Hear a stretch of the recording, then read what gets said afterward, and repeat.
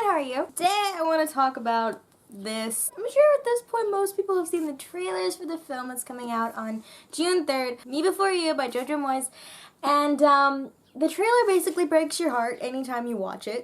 I had never heard of this book before I saw the trailer, so as soon as I saw the trailer I'm like, oh god, this is gonna hurt me emotionally. So I need to read it. I ended up having to get like the movie version of the book because it was the only one that I could really find. Okay.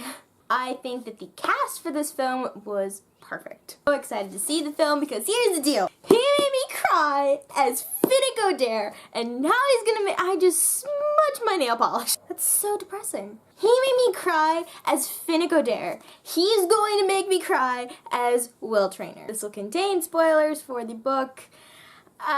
Yeah. Sayonara. Okay, so let's talk about this. This book did not actually end up being what I was expecting it to be. It really focuses on Clark. Not that's Clark, that's Will.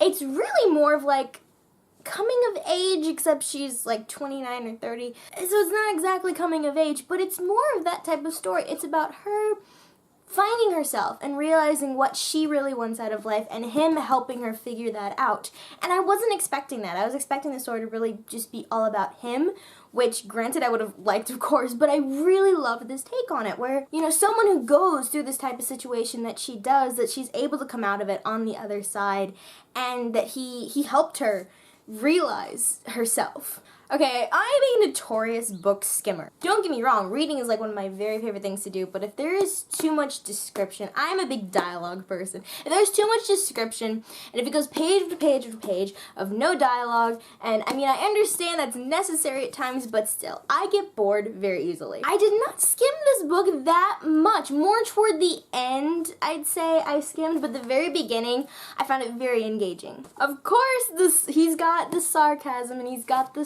snark, wow. Well, it's my kind of humor, you know.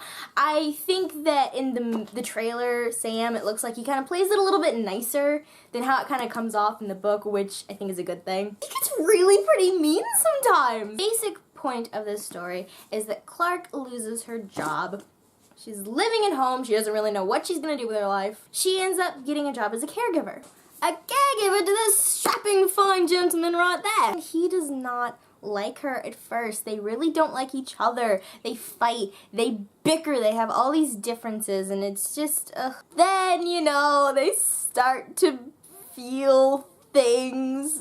Ugh. Will was hit by a motorcycle one day. Will's completely paralyzed, basically from the neck down. He can kind of move his hand like a little bit, but he can't move anything else. But he's getting worse and worse, and there's really nothing she can do to help him except she wants to show him what he can still get out of life. So she starts planning all these adventures to take it on, and they go to the symphony, and they go planning all this stuff, and then she's planning this huge, amazing trip that he would love, where they were actually able to like somehow get him to be able to bungee jump, and he ends up getting sick, and which I knew was gonna happen because we didn't have much book left whenever they were gonna go off on this adventure, and I was like, that is not enough time to talk about it. And she found out earlier on that he had planned to take his own life in 6 months. He promised his parents he would live for 6 months, and that was it. She wants him to live and to see what else he can experience, and in that she falls in love with him. And he falls in love with her too, and they're so cute and they're so sweet.